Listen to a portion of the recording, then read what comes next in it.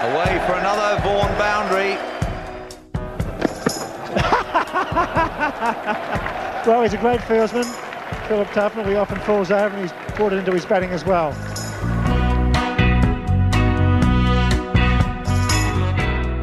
Hello everyone and welcome to the Vaughany Tuffers Cricket Club podcast, brought to you by the Telegraph.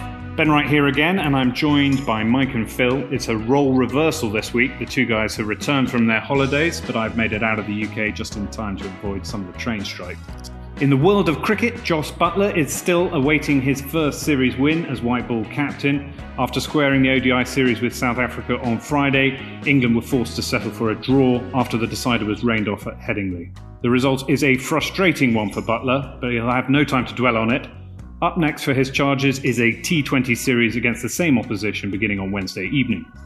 Our guest today is a man who's held almost every role in the game.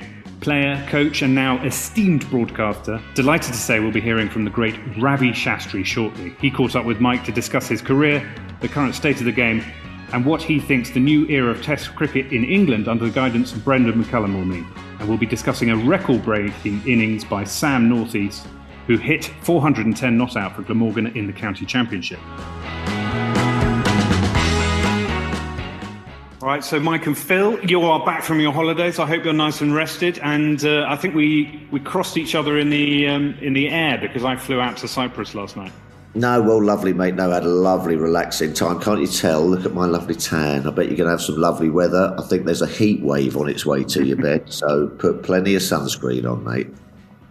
Phil, did you get much exercise on holiday? Did you get out and about in the gym? Anything happen? Lots of walking, Mike. There was a nice gym there, so I was down there every morning. If exercise is lying round the pool, Mike, I was right up there, mate. I was right up there. No, I had a very, very nice time. But it's great to be back. Looking forward to the rest of the summer of this glorious, glorious cricket. What's the drink you have in Cyprus? Is it Cyprus or Greece where you have that shot? Is it ouzo? Is that Greece? Oh, careful of the ouzo. Raki as well. Greece and Cyprus. In Cyprus, they've got a very good lager called Kio, which I highly recommend if you're ever in Cyprus. Order the Kio. And there's a very good cocktail that's famous in Cyprus called the brandy sour. Oh, lovely. Very nice indeed. You'll be enjoying those, Ben. Enjoy, but we need to get crack on with the cricket. So, Mike, a frustrating start to life as captain for Jos Buttler, levelling the series with South Africa on Friday, only for the decider to be rained off on Sunday when they were searching for a win. Do you have any sympathy for him coming in after the Owen Morgan era? Matthew Mott has admitted he did not expect to have a rebuild on his hands this quickly after taking over. What do you think needs to be done? I look at the start of Jos Buttler's campaign as captain, very similar to Joe Root's 5 years as England Test match captain. He's had no support at all. He's been given everything to fail rather than everything to succeed. Adil Rashid misses the first series, he's key bowler. He then has the retirement of Owen Morgan. Obviously, Owen Morgan retires to give him the job, but the kind of the emotional mentality feeling of Owen Morgan leaving the team would have affected the group. Then Ben Stokes retires. They play 12 games in 24 days. They've not had one training day, official training day as a team and as a group. And it's very similar to what Joe Root got as a Test captain for 5 years. No support at all by the administrators, by people looking after the game. And so far, Jos Buttler's had exactly what Joe Root had in Test match cricket. So I guess it's the way of the world at the minute because they're playing catch up with a lot of the games that were supposed to play throughout COVID time. So they're trying to squash everything in so they don't have to give any cash back. But I don't think it's been. It's certainly not a time where I'm looking at the white ball team and thinking, oh, they're really struggling and this isn't happening, that's not happening. I just don't think they've had the system or the kind of the schedule to allow them to. Because they have made mistakes. They haven't played anywhere near the standard that we would expect. But you'd want 2 or 3 training days to get 1 or 2 of those things back on track and get some of those players hitting a few more balls or bowling a few more balls or getting that fielding unit working as a unit in the training grounds.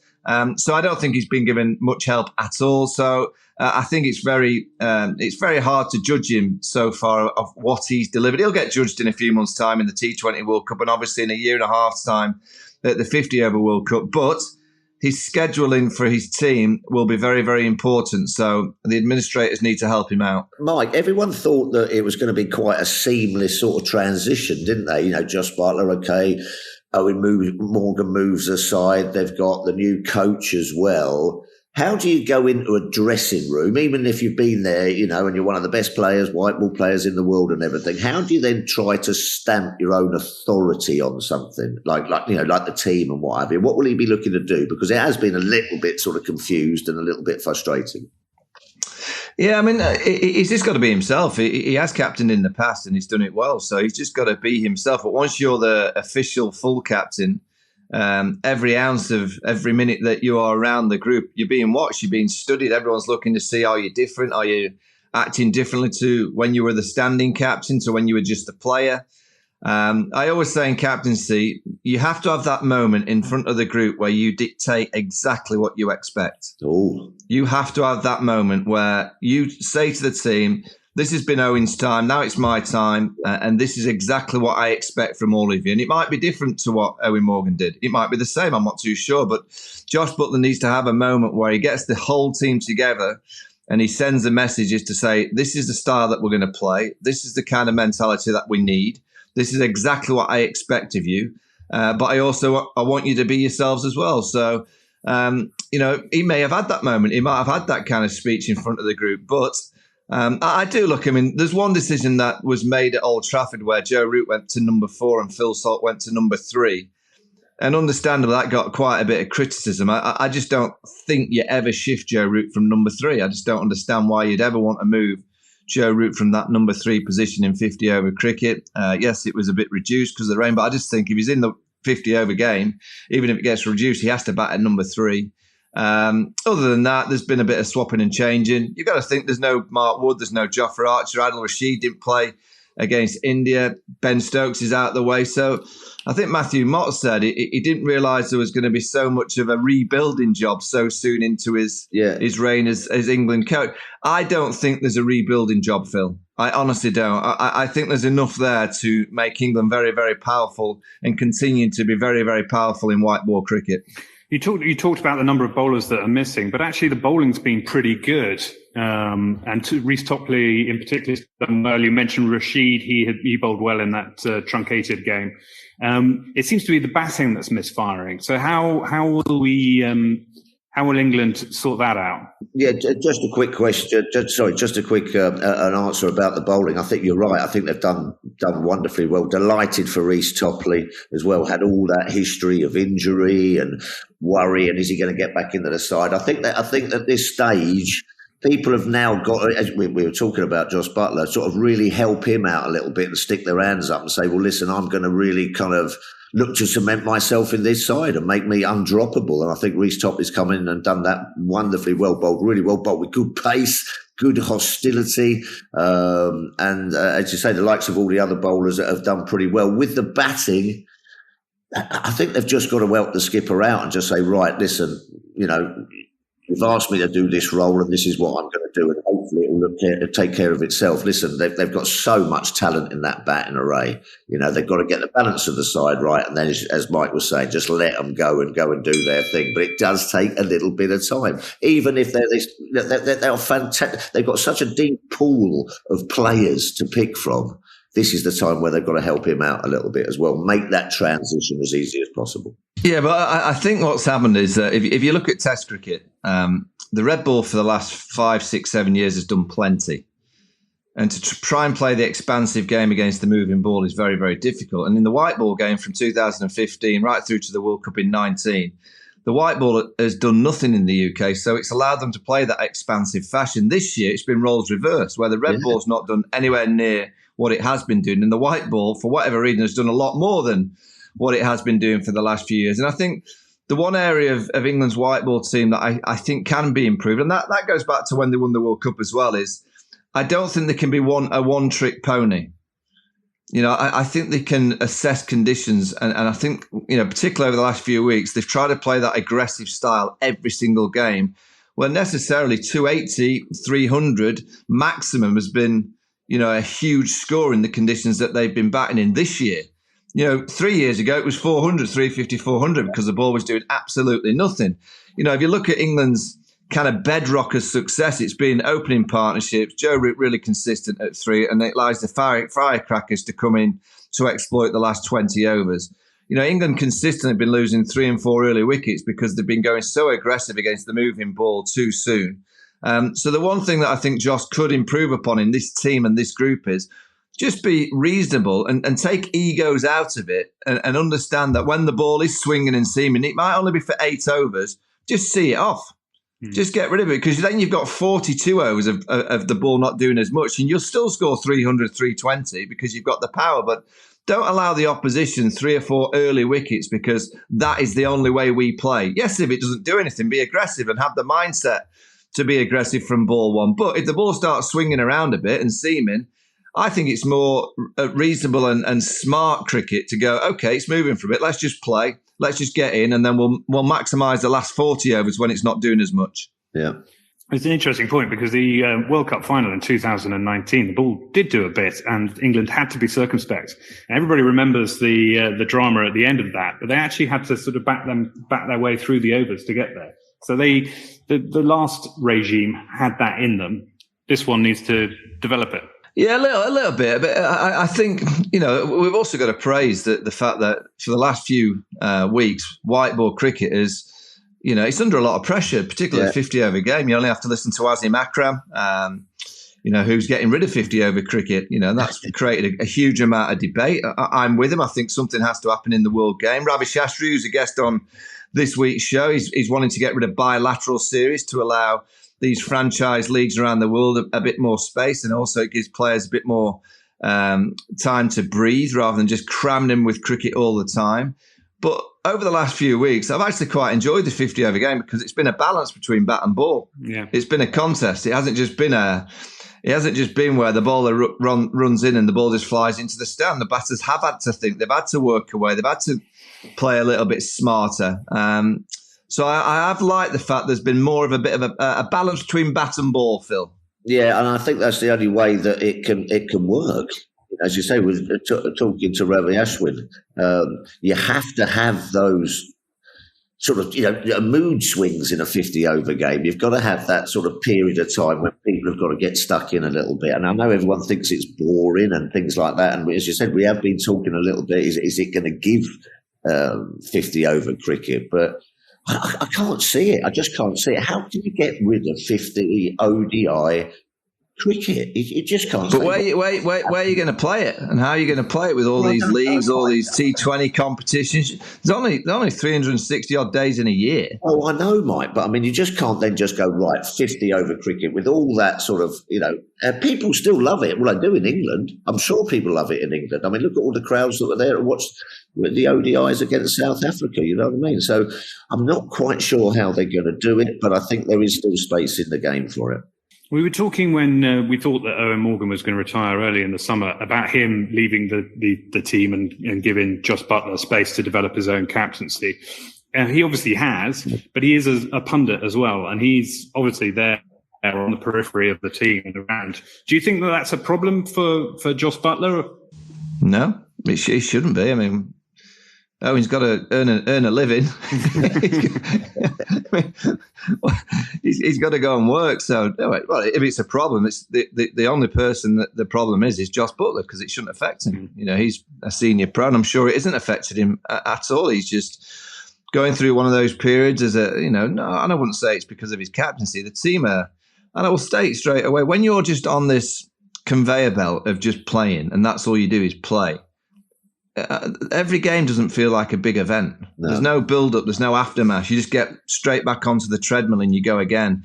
We've had it in our time a long time ago where, it was almost that white ball cricket was just squashed in and you just played the white ball games to get it out of the way. And that's what it's felt like in the last few weeks.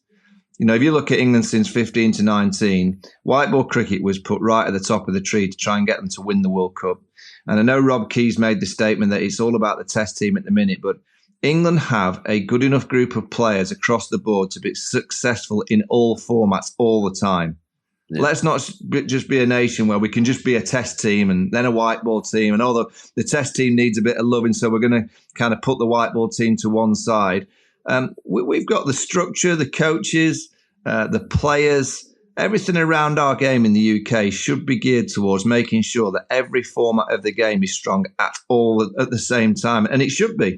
There should be any reason why that should drop. But the last few weeks, it's been clear to me that these white ball games have just been squashed in to get rid of them like the old days. It's almost been white ball cricket. All right, just get rid of them. We don't want to give our money back because of we've got too much money in the coffers. We haven't got that much left because we've had to pay so much out through COVID. Get the games out of the way and then just move on. And I'll give them that excuse at this time. Yeah. But if it happens again in a year's time when we're not talking about COVID and we're moving on to normal times, I'll be disappointed. And I'm sure that won't be the case. But these one-day series in the last 2 weeks have just been a complete and utter get them out the way kind of syndrome.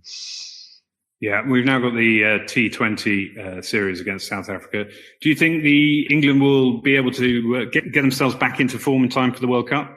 Yeah, I think it only takes a couple in the middle, doesn't it? You know what I mean, with the batters as well. Look, the batters need a couple of scores. There's a few guys in that top order that need to go out there and get some confidence going again. They've obviously felt, that a little bit left out, or they're looking over the fence a bit, you know what I mean, in white ball cricket at the moment, especially the 50 overs. So they need to go down there to Bristol and just kick it off again, get back into that rhythm, get back into the swing. The likes of Jason Roy needs to really get out there and start dominating like he used to. It happens very, very quickly, just to get that enthusiasm back for it a little bit. You know what I mean? To say, listen, they're coming to see us, let's put on a show and almost forget about what's going on in the periphery and just, let's show our skills off to the world.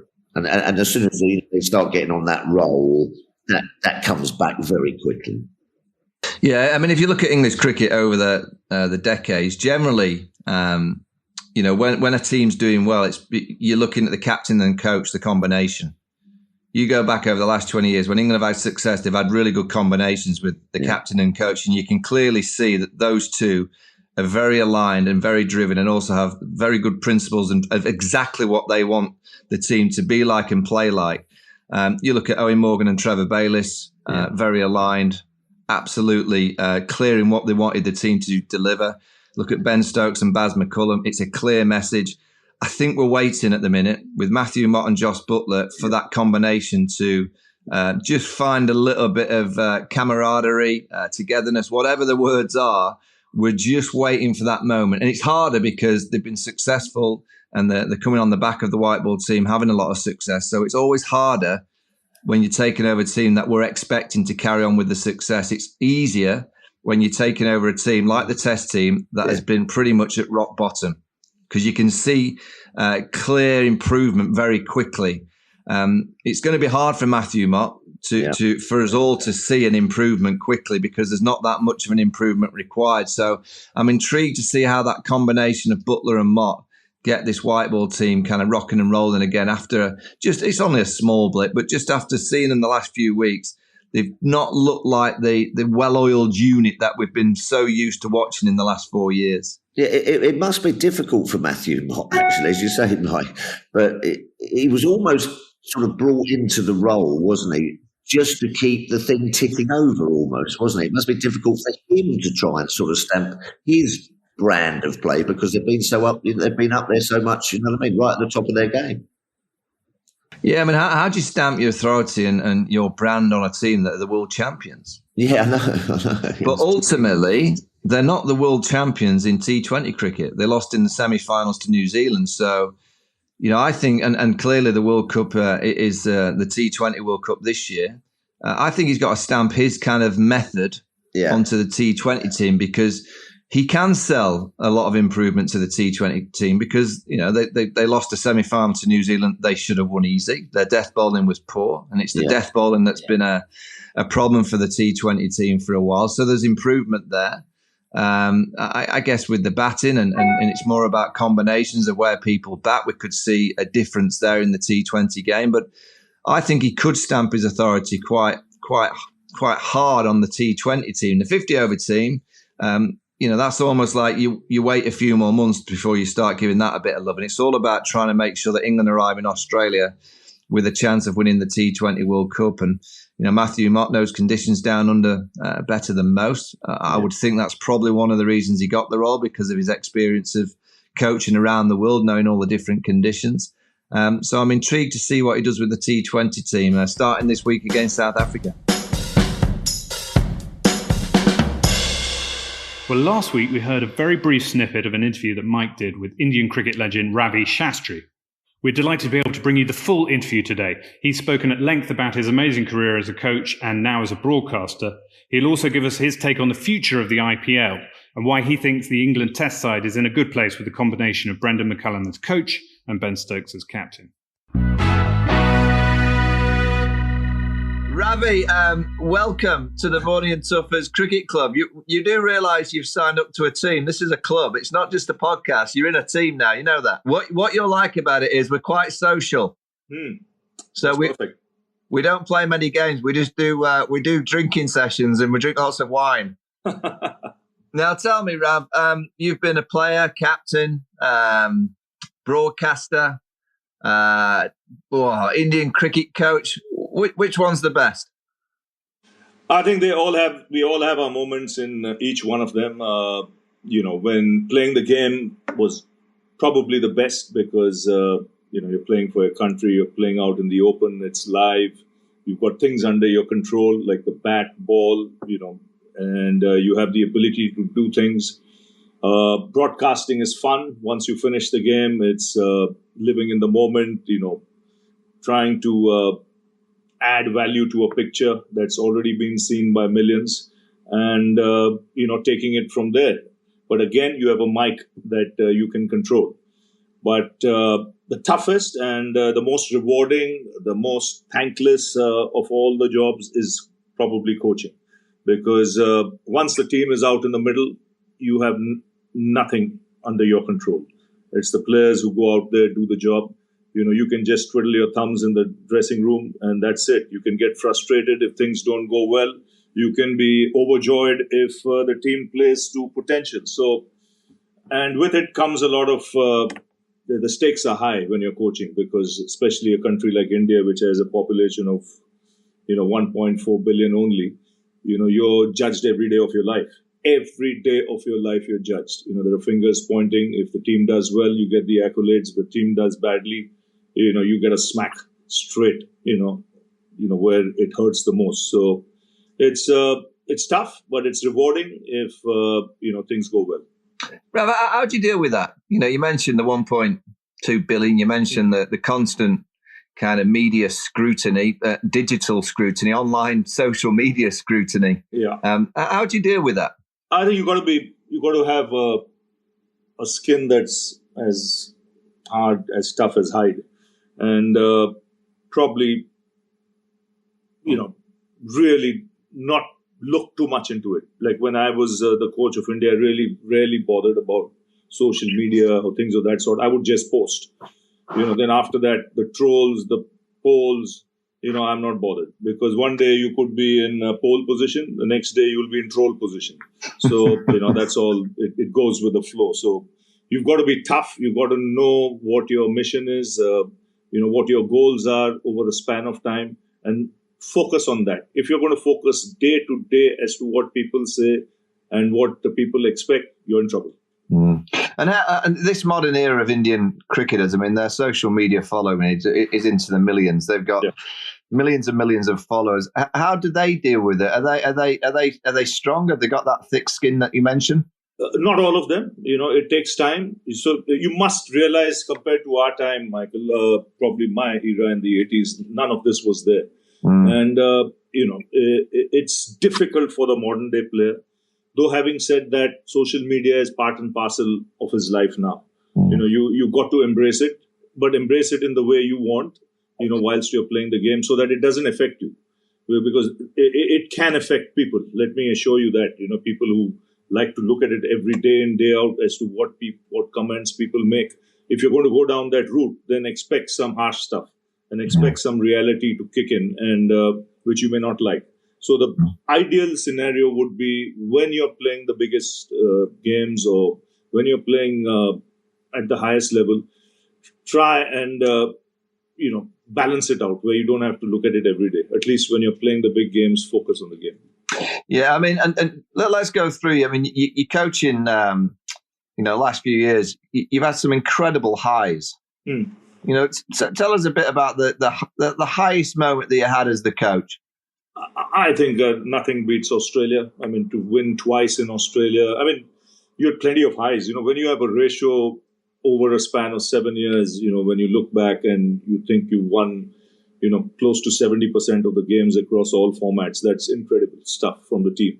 Where I give credit to the players to, for having stayed focused for that length of time to pull off results across formats to that extent with that kind of consistency is remarkable. But nothing beats, I would say, Australia.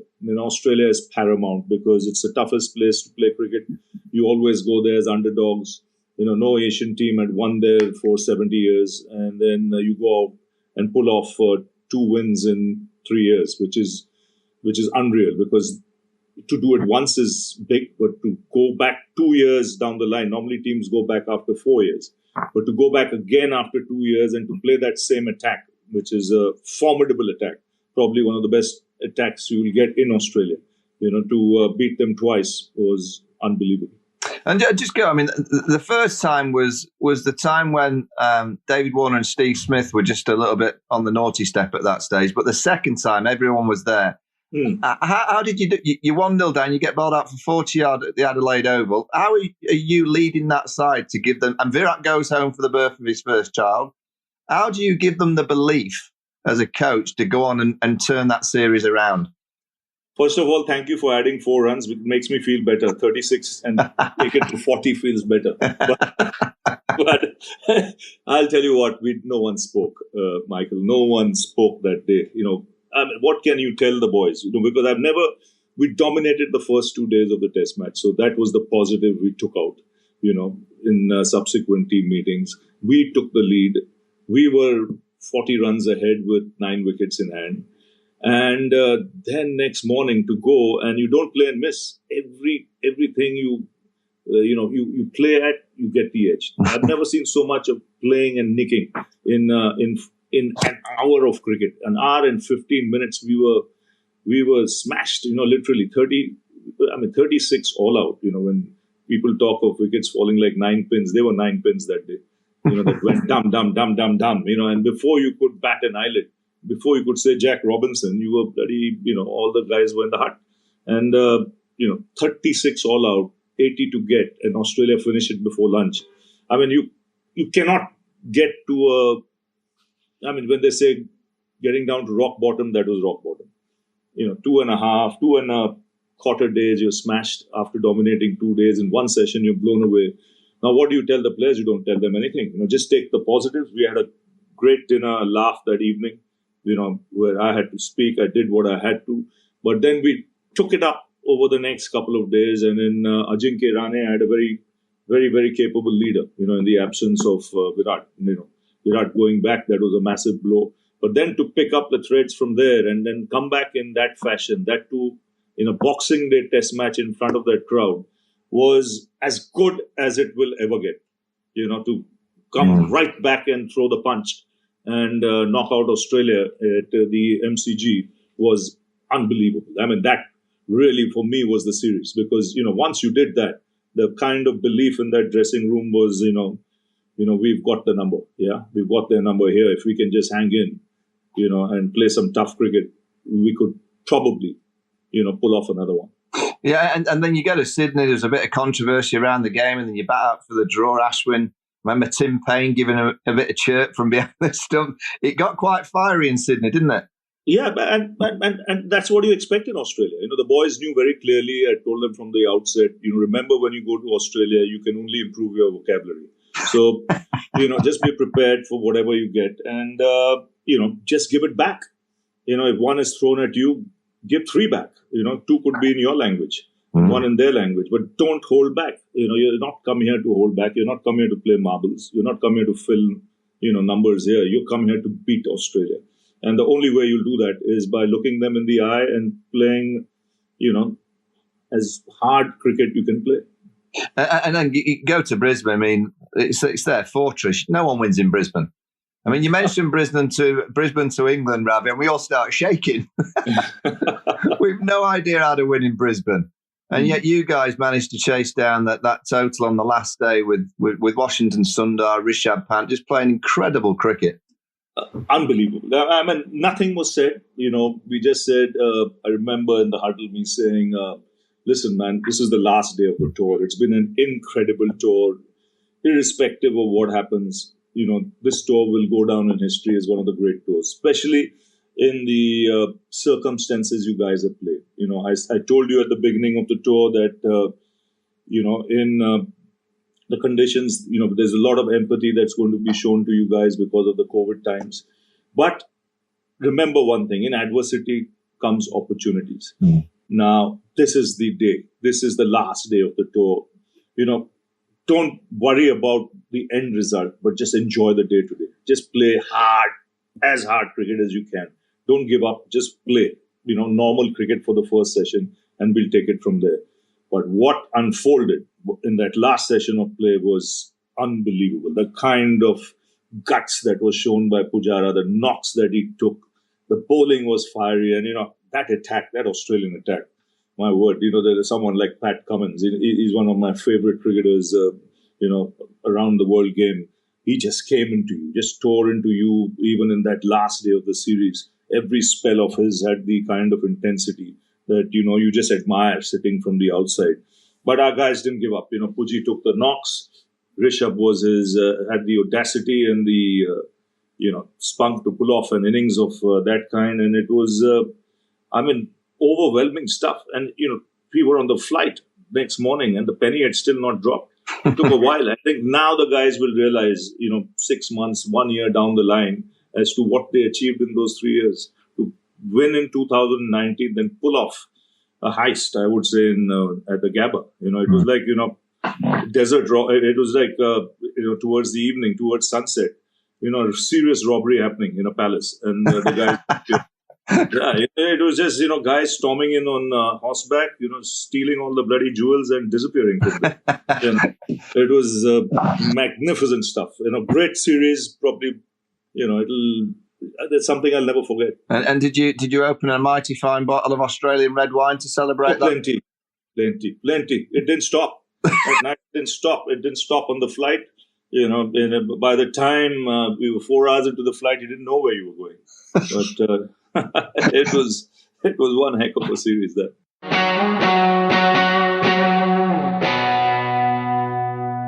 Let's go through a few of the characters, that you had under your control. Virat Kohli, he's just, I look at him and he's like a Duracell bunny. He's like a battery. When is he going to stop? How can he continuously be this energizer out? Even though he's not the captain now, he's still the energizer out in the middle. He's always been. That kind of intensity is unreal. And, he's going through, poor chap is going through not the greatest of patches at the moment, but he'll come around because of his work ethics, because of his professionalism. I think, he's one innings away, to be honest. It's just that if the pressure is building up, people want him to get runs every time he goes out. I think if he's just a little calmer, gives himself a little bit of time, let the ball come onto the bat rather than going for it, I think it's not far before he cashes it. But, he's that intensity I've not seen with too many cricketers. What's he like in the dressing room, Rav? What's Virat Kohli like in the four walls that we don't get to see? What's he like in there? No, he's pretty chilled. He's calm, but still, he's like that intensity is there. When there's a big match going on, there's that switch on button that's on. It's but when he gets off the ground, it's switch off. He's pretty cool. He's pretty chilled.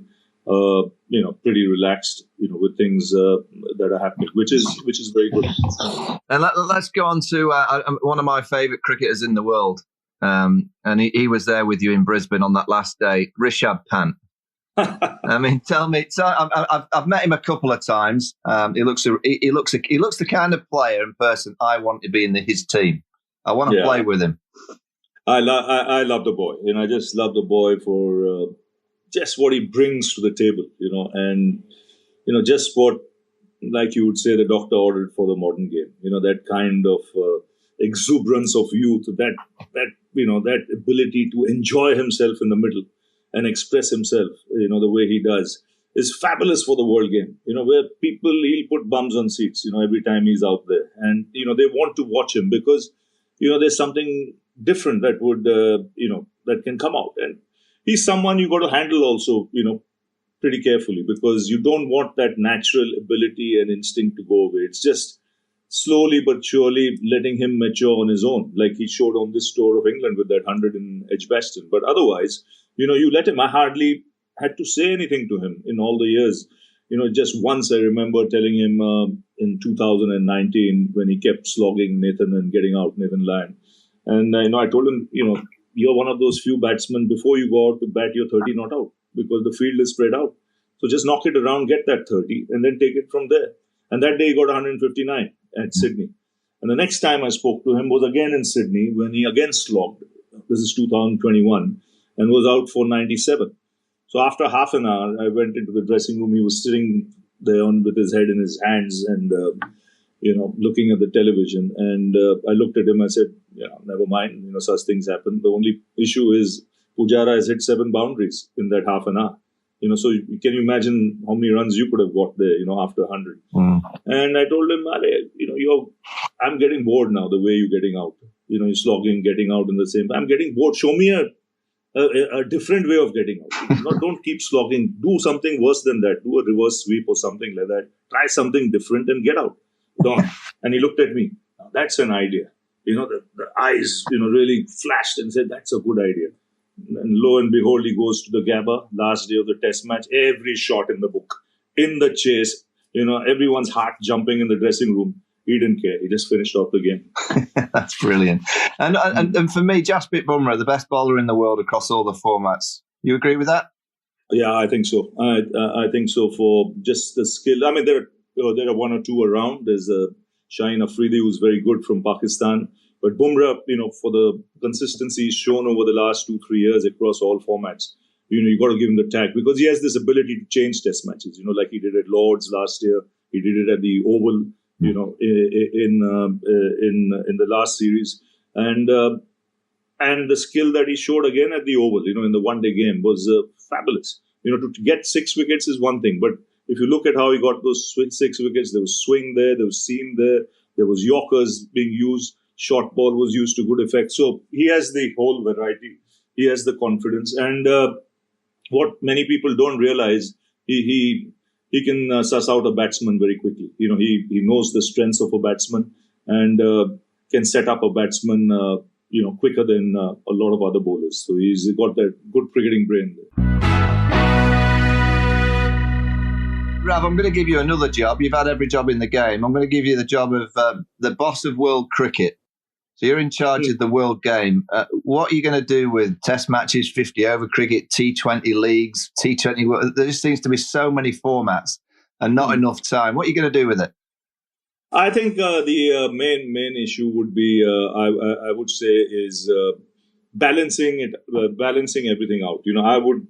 I would be a little careful of the number of bilaterals played, especially in T20 cricket. I would rather go the football way. Where there's a lot of franchise cricket which can be encouraged, whichever country it's in, whether it's in India, whether it's in West Indies, whether it's in Pakistan, whether it is anyway, it can be encouraged, and you play less bilaterals, and then you get together for the World Cups, so that the emphasis on ICC World Cup events becomes paramount. Then people look forward to it, wait for it. Meanwhile, T20 cricket can be played, like franchise cricket, so that there's more time then to play bilateral test cricket amongst the top 6 sides. I think 2 tiers are needed. Otherwise, test cricket will die in 10 years' time. You need 2 tiers, 6 teams at the top, maximum 6 teams at the top, and then 6 teams in the second group, and then you qualify. And those top 6 play against each other more often because of the corridor you've opened up for less bilateral T20 cricket and just franchise cricket. And That's the way all formats of the game can survive. In the middle, you have a 50-over tournament as well. So, every 4 years you play that 50-over World Cup. Every 2 years you can play the T20 World Cup and, spread it across different countries and keep Test cricket as your main card. Yeah, do you have any concern? I mean, South Africa have just pulled out the one days in Australia There you go. That's exactly what I'm saying. Yeah. That's exactly. So what they're saying literally is what I've been telling you now is they're saying, listen, there's too much bilateral cricket. We don't want that bilateral cricket. We want, emphasis on domestic competition because it's the bucks, it's the bread and butter for our cricket to survive, and, keep it going. So we need that. We need that income to keep the game going, and you play less bilateral cricket. So that's how I'm not surprised with the way South Africa is thinking. I think a lot of countries will think in that fashion in the future. Yeah, let's IPL. 2 new teams this year. It's now just it's a huge. It's second, I think, to the NFL in terms of TV deals. Yeah. Where is it going to end up? So in another 10 years' time, what will the IPL look like? I think you might have 2 seasons. I won't be surprised at all. You might have a full competition with 10 teams. It could go to 12 teams in the future, where the corridor then from 1.5 months stretches to 2 months. And, if bilateral cricket is reduced, you might well have a shorter format of the IPL in the latter half of the year, where it's more like on a World Cup kind of format, which is like a knockout after a little while to decide who's the winner. So, all that is possible because, and it's all driven, Michael, by the money. Yeah. It's the demand. It's demand and supply. So when the demand is that big for that kind of format, you will be tempted to go in that direction. I mean, look at the digital rights this year. It went for 20,000 crores, where the television rights went for 23. So it's, that tells you where the game is going in the future. A lot of people want to watch it on the digital platform as well. So, it's great for the sport. It's great for the players. It's great for the people around the sport, whether they're broadcasters, whether they're people who work around teams. It's great for the hospitality industry. Like the hotels were full again in Mumbai this year with the IPL being played, especially after COVID times. So it was a massive relief. It's an industry on its own now. It's not a small scale industry. It's a big industry now on its own. I mean, look at the guys who put in the money into the IPL 10 years or 15 years ago when it started. They put in what they put in at that time. If you look at what the teams are worth today, it's unbelievable. I mean, no business in the world will give you that kind of leverage like how the IPL has got. So and it'll happen with a lot of other franchise cricket around the globe. The hundreds year cricket in South Africa, the West Indies League. Tomorrow cricket might go to the United States. It's the Big Bash in Australia that's doing well. So it's the way things are unfolding and will unfold in the future. Can I finish asking you about Bazball? Yeah, great. What I liked there was you need 2 guys to tango, right? And in Ben and Baz, they're the right kind of guys. It's like people say Virat and you hit it off because our mindsets were similar. We wanted to play games to win, not to draw or just to fill in the numbers. We wanted to go out there and play to win. In that you might lose the odd game or 2. But in trying to win games, you'll win more games than you lose, rather than being scared of losing a game and, trying to play cover-up cricket. We went straight for the jugular and we tasted a lot of success. So it's similar with Baz and with Ben at the moment. You will have the odd hiccup one day when, things just don't go your way and you could be beaten badly. But then just the fact that you're thinking in that fashion, opens up the dressing room for more minds to think in that fashion and then play in that fashion. And then it's a great way of playing. It's a great entertainment, and it's tremendous fun. It's like you asked me which is your best moment in as a coach. It was Australia, and then it was in England last night. To pull off those 2 games after conceding a lead at Lord's and at the Oval was unbelievable. It means when you're thinking winning, you can win. So you are outplayed for 3.5, 4 days of the game. Last day you pitch up and you win the game. So it's going to happen with England, but you're going to get those off days as well. it's how you handle those. Yeah. You'll get the 36, you'll get the 40s, you'll get the 78 like at Headingley. We won at Lords, then go to Headingley, you're blown away in a session and a half for 78. And then, all hell breaks loose. But then you come back again and win a game. So it's a funny old game. But if you think positively and play to win, a lot of things can happen. And just finishing on you, Ravi, is this you done now back in the commentary box? Is that where we're going to see you now for the next few years? You're not going to go back into coaching? No. I've done 7 years. I think it's time now to, use that, what you learned in those 7 years inside the dressing room, seeing the modern player's mindset and the way he thinks and the way the game is evolving, to give it back to the viewers through the mic, and you did that for 23 years before you went on the coaching, this thing stint. It's time to come back and start enjoying some television. Yeah, well, Rav, we love you on the telly. Great character.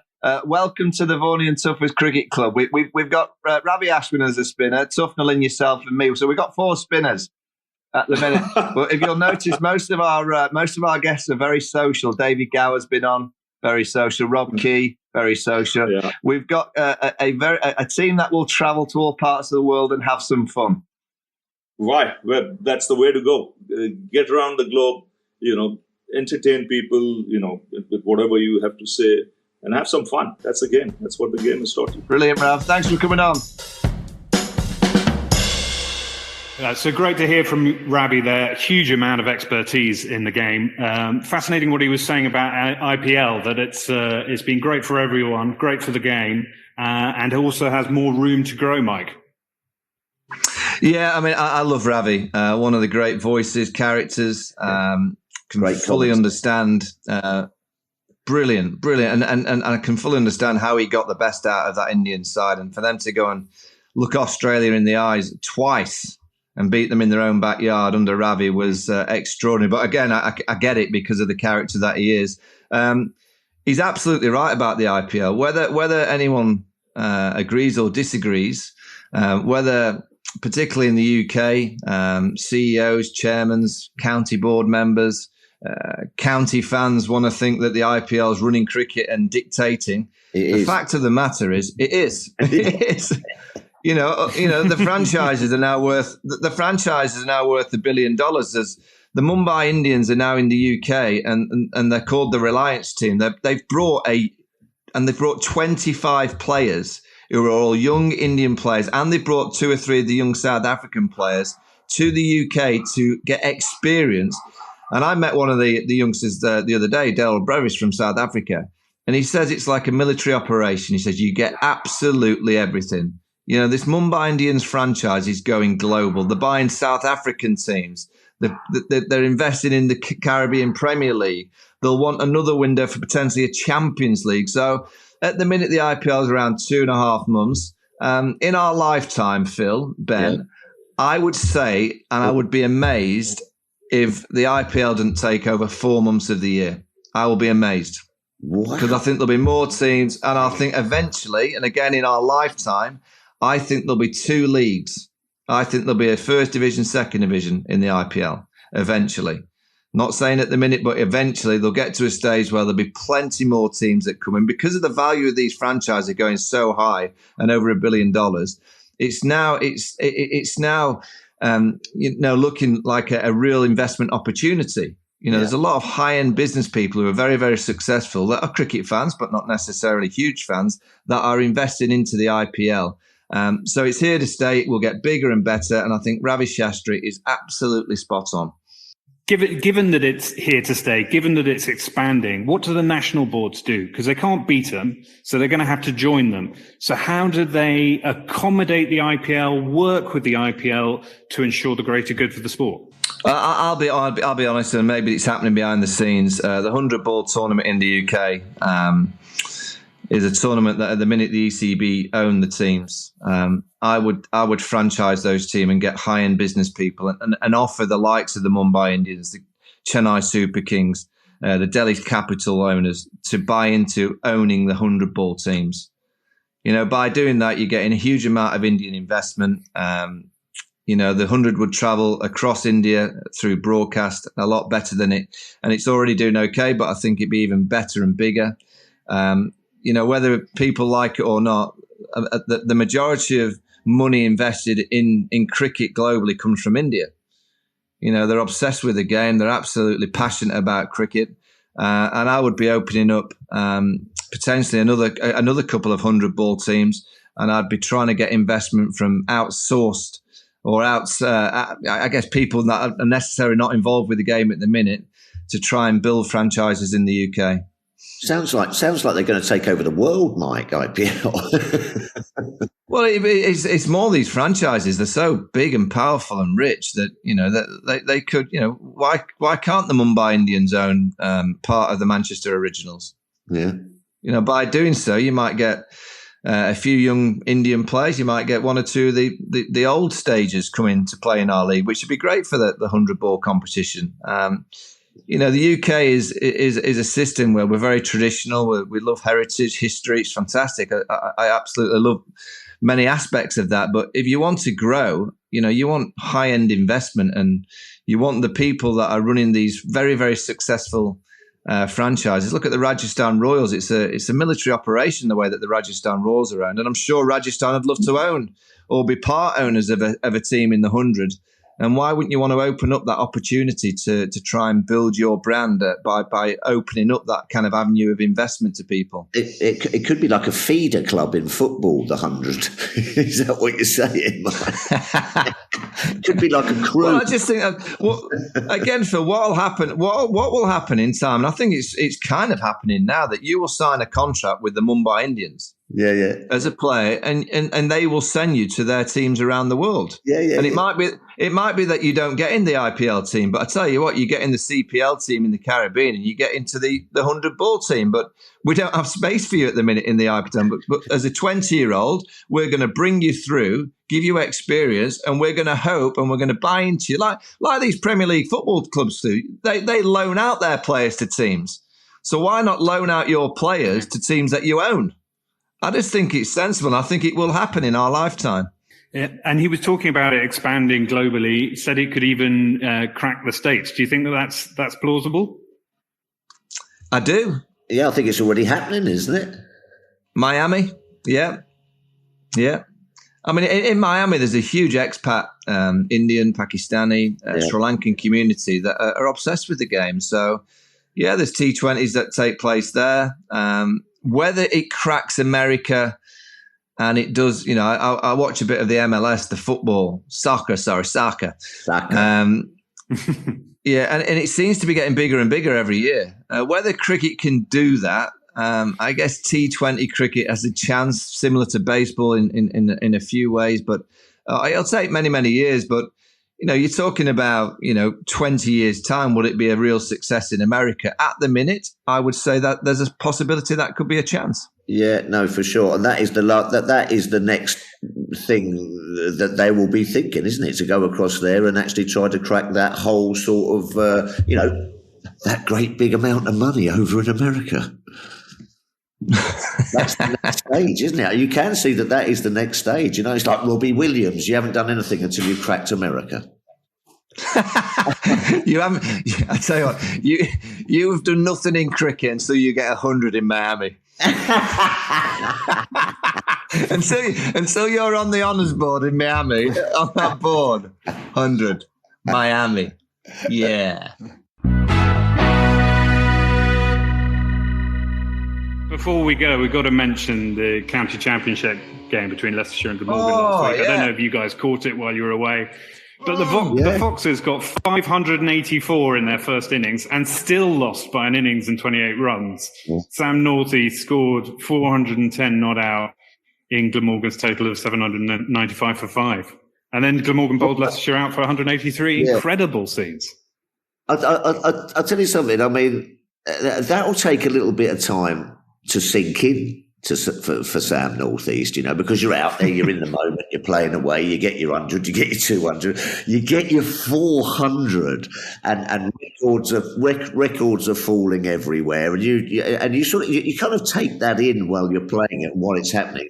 But that'll take 6 months for him to actually sit there and go, I tell you something, That's something special. That is, that's up there with BC Lara for record. Phil, let's be honest. I mean, what are they doing? He'll never get a better chance to beat Brian Lara's record. Why did they declare it? Just to get a win? Yeah. Who cares about the win? He should have gone for the record. I don't care about beating Leicester, the Foxes. You want the record, don't you? You would have been a little bit miffed. You're never going to get a better in fairness, shot. the win meant that they went second, so it wasn't a meaningless win. But still, I think the being able to beat Lara would be monumental. As you said, it's the third highest score in county cricket. Lara got his 501 not out against Warwickshire in 1994. The second highest score was Archie McLaren, who hit 424 for Lancashire against Somerset. That was in 1895. He's a good player, Sam Northeast. Back at when he was at Kent, very talented. To see him get a score like that is always surprises everyone when someone gets 400. But for many, many years, he's been a very well thought of player. So some of his shots, I mean, I think the shot that I saw him get to 400 was leg out the way, left arm over, launched over wide, long gone. You're in a bit of nick by the time you get to 400. Talking of Brian Lara, am I right in thinking that, Phil, you were on the field when he got his 375? I served it up. Hayden beat his record for a test higher score. Yeah. And then Mike, you were on the field when he then broke that record and got 400, right?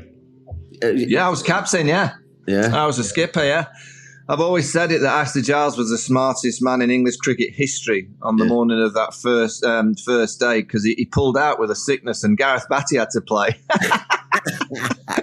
I served it up to Brian with a few of the other boys for the 375. It was amazing, actually, because you could feel it sort of coming. And I can't quite remember when it was, but it was like day 2.5 or something. And, all of a sudden, all the police started, going round the boundary edge as he was getting closer to break the record. You saw Sir Garfield Sobers sort of come down from where he was watching and sort of get ready. And then all of a sudden, I was at mid-on and Chris Lewis was bowling.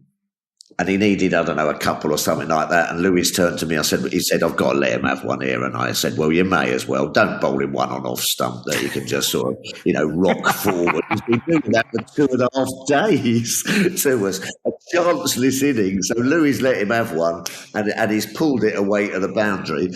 And the place went mad. Everyone jumped over the sort of, the fences and everything. People had set up sort of chicken and rice stalls on the pitch and everything. I sat down on the boundary's edge for about 15 minutes. Sir Garfield Sobers came out and gave him a hug with a load of policemen and everything. Honestly, there was more people on the pitch than in the stands. The game came to a grinding halt. I had a bit of chicken and rice, a bit of corn soup. I might have had a little Carib lager and just watched it all unfold in front of me. It was amazing. It was a brilliant day. And you look back on those kind of things, and I tell you, that 375 could have been 430 because that outfield at the recreation ground, isn't it, in Antigua or something? It was the grass was about a foot high. So it was like big, thick lumps of grass that meant that, the ball didn't go to the boundary. But I mean, what about Phil? What about the DJ Gravy? DJ Gravy was there. Chicky's Disco was there. There's tunes. DJ Gravy. I reckon DJ Gravy across the 375 and 400 must have lost about 5 stone dancing. It was something special. That ground was an amazing atmosphere. It really was. I mean, Gravy on the sidelines and everything, and all the tunes. The place was like a rave. It turned into like a rave. It was something I remember all my life. It was fantastic. Yeah. Am I right in thinking, I think I read this the other day, that Mike Atherton turned to you when he was on about 60 odd? Yes. And said, I fancy him to break the record there. How did he know? Did it have that sort of was it that inevitable, how well he was batting? It was such a flat pitch, and I'd sort of like started my spell. And as you say, you're right. Athers, I was thinking of mid on and mid off. And as you said, he came up to me and said, "Oh, crikey, O'Reilly, Brian's, batting well. It's a flat pitch. I fancy he might break the record." I turned around to Athers and said, "Hold on, Skip. He's got another 310 to get." But he was proved right, Athers. He's a very shrewd captain, Athers. He knows he's a boy. He got it spot on. It's not very motivating, though, is it? Not very motivating chat for your strike spin bowler to tell him that he's about to serve up another 300 runs. Well, there you go. I wouldn't necessarily say I spun too many deliveries that day, I must admit. It was a chanceless knock. And I can still I remember Angus Fraser as well, big phrase. We had sort of like 2 slips and a gully, and he kept just sort of like gliding it through the gully and the second slip. And so Angus was going, "Oh, that's unlucky. I got the outside edge." I didn't have the art to tell him that I think he's actually doing that on purpose. So then Angus started then getting angry and sort of said, "Listen, Athers, get the second slip, and I want him in a 4th or a 5th sort of slip. Plug that gap because I'm getting the edge and I'm not having any luck here." So when he moved the second slip, he just put it through the gap between 1st and 5th slips. And I turned round to Gus and I said, "Gus, I think he's doing that on purpose, mate. But you keep going, big boy." Right, that's it for today. A big thank you to Mike and Phil. I'm off to have a lounge by the pool. Huge thanks to Ravi Shastri once again for his time. The 3 of us are back next Wednesday, same time, same place. If you missed last week's episode with Wasim Akram, I would strongly urge you to check it out on the Vaughany Tuffers Cricket Club channel, along with lots of others. Thank you for listening to the episode, and please do subscribe to ensure you don't miss future episodes. And if you enjoyed it, please do leave a review. Until next week, goodbye.